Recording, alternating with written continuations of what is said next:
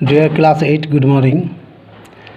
Today we are going to read uses of the bare infinitives. So, dear student, in this video I will discuss 6 rules of bare infinitive.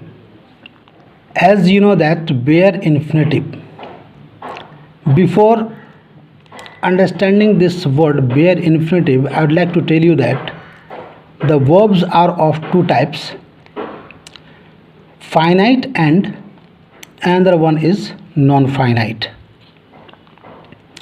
Finite verbs, finite verbs are those verbs that are governed by the number or person of the subjects as well as the changes of the tenses, whereas the non-finite verbs are not governed or they are not affected by the number or person of the subjects or by the changes of the tenses. So today I will only discuss about this word bare infinitive. Infinitives are of 3 types. Infinitives itself one type, and second one is gerund and third one is participles. ये 3 तरह के infinitives होते हैं. तो हम जो है आज इस वीडियो में केवल इन्फिनेटिव की बेयर इन्फिनेटिव की बात करेंगे. Bare infinitive. If someone asks you the meaning of this word infinitive, infinitive के माने क्या होता है, तो आप ये कहें कि infinitive के माने होता है वर्ब के फर्स्ट फॉर्म. infinitive के माने होता है वर्ब के फर्स्ट फॉर्म. आप इस बात को याद रखिएगा. infinitive. और बेयर के माने होता है ओनली. बेयर के माने अगर आप देखें तो बेयर के माने होता है ओनली, यानी केवल वर्ब के फर्स्ट फॉर्म. Bear infinitive. एक होता है, आपने पढ़ा था इन्फिनेटिव में आया था क्या कि नॉन फाइनाइट में 3 तरह के वर्ब्स होते हैं, तीन टाइप्स होते हैं नॉन फाइनाइट का, जो अभी आपको हमने इन्फिनेटिव के साथ में बताया था. तो नॉन फाइनाइट जो है का 3 टाइप होता है. एक होता है इन्फिनेटिव, एक होता है जिरंड और एक होता है पार्टिसिपल. फिर पार्टिसिपल के भी जो है अलग टाइप्स होते हैं. पार्टिसिपल के भी 3 टाइप्स होते हैं. बुक में आपको दिया हुआ है पेज नंबर 39 में. पार्टिसिपल्स का प्रेजेंट पार्टिसिपल होता है, पास्ट पार्टिसिपल होता है और परफेक्ट पार्टिसिपल होता है. उसके बारे में हम लोग बाद में चर्चा करेंगे इफ़ नीडेड. लेकिन ये जो आपका इन्फिनेटिव है, तो इन्फिनेटिव भी आपके बुक में दिया हुआ है. इन्फिनेटिव 3 तरह के होते हैं. एक होता है आपका infinitive with 2, that means full infinitive. एक होता है बेयर इन्फिनेटिव और एक होता है इन्फिनेटिव यानी स्प्लिट इन्फिनेटिव. बट टुडे हम लोग सिर्फ डिस्कस करेंगे बेयर इन्फिनेटिव के बारे में. तो as I told you earlier कि बेयर के माने होता है ओनली और इन्फिनेटिव के माने होता है वर्ब के फर्स्ट फॉर्म. इसके जनरली 6 रूल्स होते हैं. एक एक करके रूल हम आपको बताएंगे. So the student, let start the first rule of bare infinitive. तो आपने क्या देखा, बेयर के माने क्या आपने जाना. बेयर के माने होता है ओनली और इन्फिनेटिव के माने फर्स्ट फॉर्म, यानी केवल फर्स्ट फॉर्म लगेगी इसमें.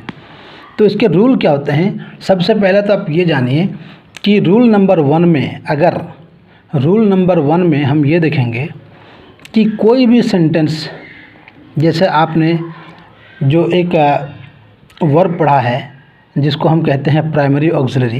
प्राइमरी ऑक्सिलरी क्या होता है, डू होता है और बी होता है और हैव होता है. We have 3 primary auxiliaries, do, be and have. तो ये 3 जो प्राइमरी ऑक्सिलरीज हैं, ये इसका फंक्शन कुछ जो है मतलब मॉडल ऑक्सिलरीज से ज़्यादा है, क्योंकि these 3 have some special qualities that they can be used as auxiliary verb as well as main verb. main verb की तरह भी यूज़ होता है और auxiliary की तरह भी यूज़ होता है. तो जिस तरह से प्रेजेंट सिंपल में हम लोग डू या डज का इस्तेमाल करते हैं एज ए हेल्पिंग वर्ब और एज एन ऑक्सिलरी वर्ब, उसी तरह से सिंपल पास्ट में हम लोग क्या करते हैं, डिड का इस्तेमाल करते हैं एज अ हेल्पिंग वर्ब और ऑक्सिलरी वर्ब। तो अगर my dear student in the sentence कहीं पे भी अगर आपका, मैं रूल नंबर 1 की बात कर रहा हूँ, I am talking about rule number 1 जो बेयर इन्फिनिटिव का यूज़ है, उनमें से रूल नंबर 1 जो है आपका वो ये है कि सेंटेंस में अगर डू या डज या डिड आता है तो आप उसके साथ में क्या लगाएंगे, वर्ब के फर्स्ट फॉर्म का इस्तेमाल करेंगे, यानी इन्फिनिटिव का इस्तेमाल करेंगे। That is called bare infinitive. आप क्या करेंगे, इन्फिनिटिव का इस्तेमाल करेंगे, यानी फर्स्ट फॉर्म का इस्तेमाल करेंगे। इन्फिनिटिव को मैंने आपको बताया कि इन्फिनिटिव के माने होता है फर्स्ट फॉर्म। ठीक, पहली बार शायद आप हो सकता है इस वर्ड के माने आप सुन रहे हो। तो इन्फिनिटिव के माने होगा आपका फर्स्ट फॉर्म। तो डू या डज या डिड के बाद में जो भी वर्ब का फॉर्म आएगा that would be the first form of the verb, वो वर्ब का फर्स्ट फॉर्म होगा। ये बेयर इन्फिनिटिव का पहला रूल था आपका। जैसे एग्जाम्पल में अगर हम कहें कि he does not Singh well, तो यहाँ पे देखिए ही के साथ में आपने डज का इस्तेमाल किया, बिकॉज ही जो है ये थर्ड पर्सन सिंगुलर प्रोनाउन है, दैट्स वाई आपने सिंगुलर क्या कहते हैं ऑक्सिलरी वर्ब का इस्तेमाल किया, डज का इस्तेमाल किया। अब जब डज का आपने इस्तेमाल किया है तो हमने कहा था कि कहीं पे अगर डू या डज या डिड आता है तो वर्ब के फर्स्ट फॉर्म का इस्तेमाल करेंगे। तो देखिए आपने बेयर इन्फिनिटिव का आपने यानी वर्ब के फर्स्ट फॉर्म का इस्तेमाल किया सेंटेंस में। सिंग का आपने इस्तेमाल किया, सिंग, सिंग माने गाना, तो ये फर्स्ट फॉर्म है वर्ब का, सिंग। इसका सेकंड फॉर्म होता है सैंग, थर्ड फॉर्म होता है संग, और फोर्थ फॉर्म बनाते हैं हम आईएनजी लगा करके सिंगिंग कर देते हैं। उसी तरह से अगर हम कहें तो they do not write well, वे लोग अच्छा से नहीं लिखते हैं, तो यहाँ पे देखिए डू का यूज़ किया आपने, इसलिए आपने राइट का इस्तेमाल किया फर्स्ट फॉर्म का। अगर आप डिड की अगर बात करें सिंपल पास्ट टेंस में जाएंगे तो हम कहते हैं कि शी डिड नॉट है ना ईट एनीथिंग, तो यहाँ पे देखिए डिड आया इसलिए वहाँ पे आपने ईट का इस्तेमाल किया। तो एक रूल आपका ये था। बेयर इन्फिनिटिव का दूसरा रूल आप देखें कि जो मॉडल्स होते हैं, मॉडल्स के साथ में हम क्या करते हैं, वर्ब के इन्फिनिटिव फॉर्म का यानी फर्स्ट फॉर्म का इस्तेमाल करते हैं। बेयर इन्फिनिटिव कहाँ कहाँ पे यूज़ होता है वो मैं आपको बता रहा हूँ, आप ज़रा ध्यान से सुने और समझने की आप कोशिश करें। बेयर इन्फिनिटिव का यूज़ का रूल नंबर 2 है कि हम बेयर इन्फिनिटिव मॉडल के साथ में करते हैं। मॉडल का मतलब होता है मॉडल ऑक्सिलरी। मॉडल ऑक्सिलरी को हम हेल्पिंग वर्ब भी कहते हैं। मॉडल ऑक्सिलरीज जो है, इसमें जो है मॉडल ऑक्सिलरीज 13 होते हैं वैसे, उनमें से 2 को हम छोड़ करके सभी 11 के साथ में बेयर इन्फिनिटिव यानी इन्फिनिटिव फॉर्म का वर्ब के फर्स्ट फॉर्म का इस्तेमाल करते हैं माय डियर स्टूडेंट। तो वो जो 2 मॉडल ऑक्सिलरीज हैं वो आपका है, एक तो है आपका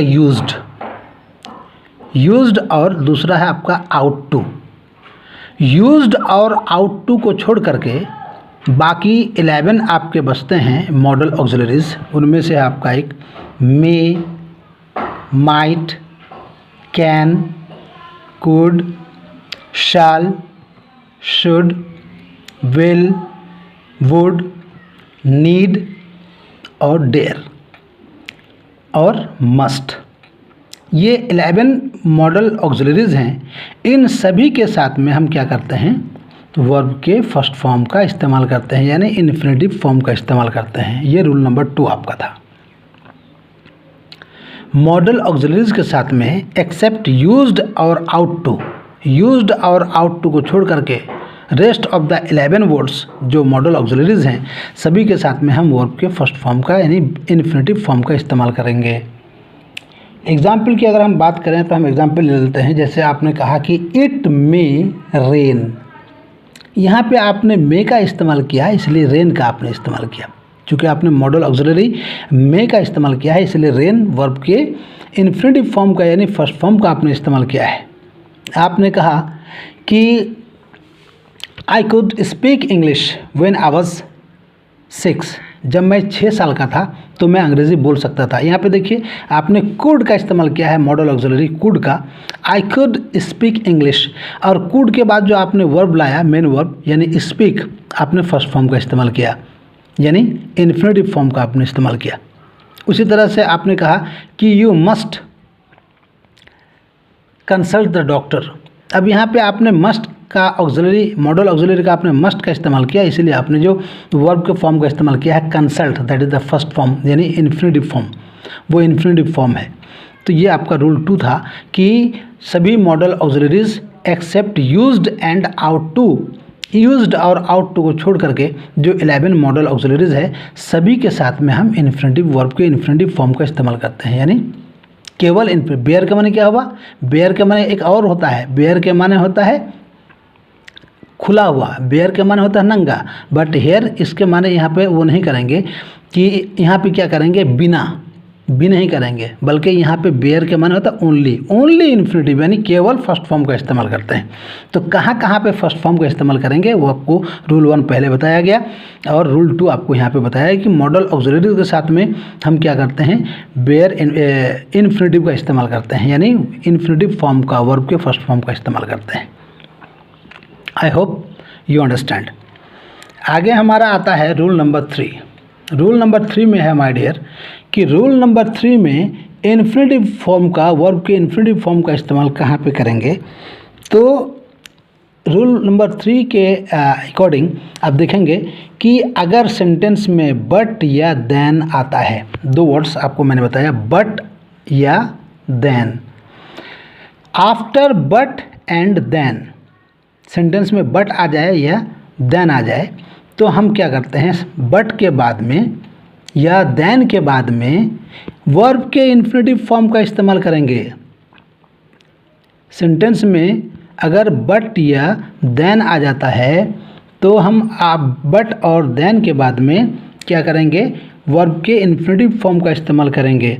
जैसे एग्जाम्पल की अगर हम बात करें तो जैसे आप ले लें एग्जाम्पल एक कि ही did nothing but, he did nothing but, उसने कुछ नहीं किया। अब यहाँ पे खाली जगह आ गई, तो खाली जगह में अगर आपको दे दिया जाए कि मान लीजिए उसने कुछ भी नहीं किया मगर आगे हमने लिखा खाली जगह, उसके बाद में मान लीजिए कि टाइम दे दिया, तो टाइम दे दिया वहाँ पे तो आप क्या कहेंगे, he did nothing but waste, एक हमने ऑप्शन दिया, वेस्टिंग दूसरा ऑप्शन दिया, वेस्टेड तीसरा ऑप्शन दिया।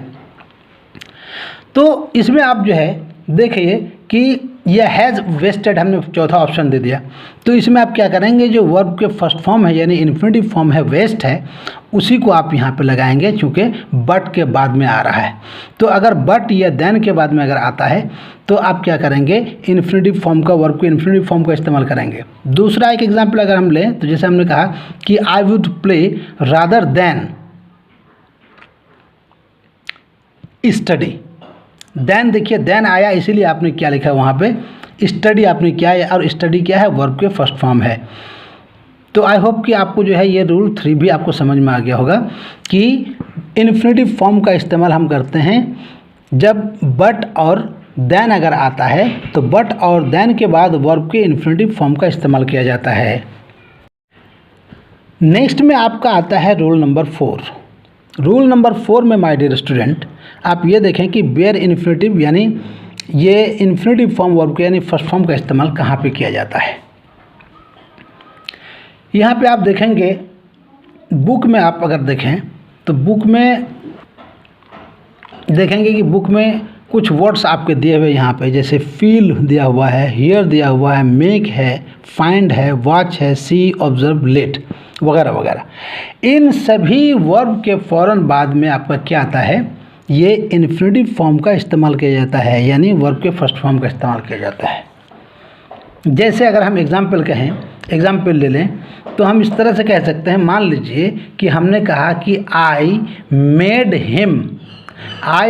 Him learn the question, I made him learn the question. तो देखिए मेक लिखा हुआ था, मेक के बाद में आपने वर्ब का इस्तेमाल किया है लर्न, तो लर्न जो है ये इन्फिनेटिव फॉर्म है वर्ब का, यानी फर्स्ट फॉर्म है। तो यहाँ पे पता चला कि ये सारे जो वर्ब्स आते हैं, ये सारे जो वर्ब्स हैं, इन सभी वर्ब्स के बाद में आप वर्ब के इन्फिनेटिव फॉर्म का इस्तेमाल करेंगे। तो ये सारे वर्ब्स को आपको क्या कर लेना है, अच्छी तरह से याद कर लेना है। दूसरा एग्जाम्पल ले लें आप, आपने कहा कि he felt him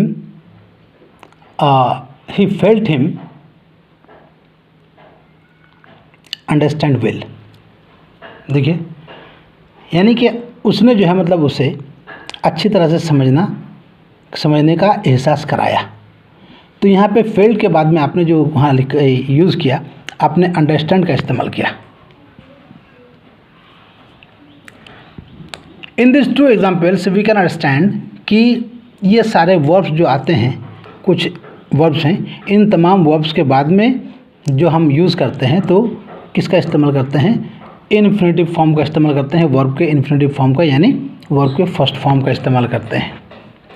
rule number अगर 5 की बात करें माय डियर स्टूडेंट, तो रूल नंबर 5 में आप देखिए कुछ वर्ड्स यहाँ पे दिए हुए हैं। Expression such as had, better, would, rather या सूनर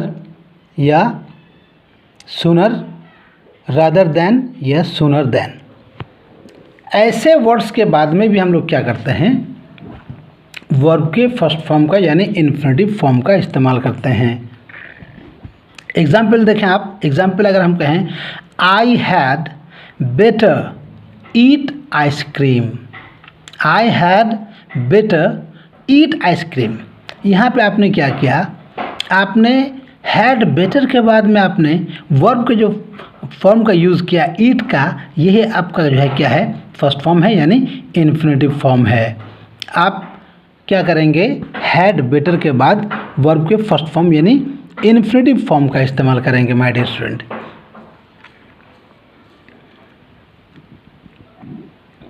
आप एक एग्जाम्पल और ले लें। जैसे आप कहेंगे I would rather like to eat food. देखिए, आप वुड के बाद में आपने आई वुड रादर के बाद आपने क्या किया? लाइक का इस्तेमाल किया, जो कि इन्फिनेटिव फॉर्म है वर्ब का। तो ये दो एग्जाम्पल से हमको ये समझ में आता है कि हैड बेटर या वुड रादर और सूनर के बाद में हम क्या करते हैं? इन्फिनेटिव फॉर्म का इस्तेमाल करते हैं। रूल नंबर 6 की अगर हम बात करें तो रूल नंबर 6 में माय डियर स्टूडेंट आप देखेंगे कि रूल नंबर 6 में क्या लिखा हुआ है? Expressions with why and why not. जब वाई या वाई नॉट आता है क्वेश्चन पूछने के लिए, वाई क्वेश्चन वर्ड है, इंटरोगेटिव वर्ड है ये, तो इससे क्वेश्चन पूछते हैं। और देखिए, वाई का क्वेश्चन हम इस तरह से खासतौर से उस तरह से करते हैं कि कोई इस तरह का क्वेश्चन, जब सिली क्वेश्चन आप समझ लीजिए, यानी फुलिश क्वेश्चन पूछते हैं। मान लीजिए कि एक चीज़ आपके पास में ऑलरेडी है और उस चीज़ को आप करने जा रहे हैं, ठीक? तो उसके लिए आप जो है मतलब क्या करते हैं? आप इस तरह के क्वेश्चन पूछते हैं। तो जब इस तरह का क्वेश्चन पूछते हैं तो वाई के बाद में आप क्या करते हैं? वर्ब के इन्फिनेटिव फॉर्म का यूज़ करते हैं। जैसे आप मान लीजिए कि आपके पास में already you have cell phone, आपके पास में मोबाइल फ़ोन है और कई सारा है आपके पास में, तो यू नीड नो, है ना, क्या कहते हैं, यू नीडेंट परचेज इट। आपको ख़रीदने की ज़रूरत नहीं है लेकिन आप फिर भी ख़रीदना चाहते हैं। तब ऐसे सूरत में आप कहते हैं कि why purchase the mobile phone, why purchase the mobile phone. मतलब इसलिए हम कह रहे हैं कि एक चीज़ आपके पास में ऑलरेडी है, खाने पीने का आपके पास में ऑलरेडी ढेर सारा सामान है, लेकिन फिर भी आप खरीदने के लिए जा रहे हैं, तो दिस इज़ नॉट फुलिशनेस, ये फुलिश थिंग है।